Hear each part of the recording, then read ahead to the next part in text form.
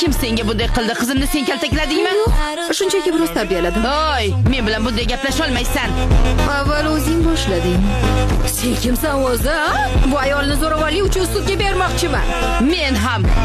Onasini ko'rib qizini ol. Unda men ham ularni sudga beraman. Avval meni turtkilashdi, keyin pulimni tortib olishdi. Voy, bolalar o'rtasida bunday hazillar bo'lib turadi. Lekin mana bu xonimchi oralarga kirib qizlarimizni urgan. Ularni uyda yaxshi tarbiya ko'rmagan deb o'ylagandim. Lekin sizlarni ko'rib hammasiga tushundim, ha? Hali ko'ramiz. Sudyani oldida ham shunday katta gapira olarmikinsan? Xonim. Ha? Uning o'zi sudya. Nima?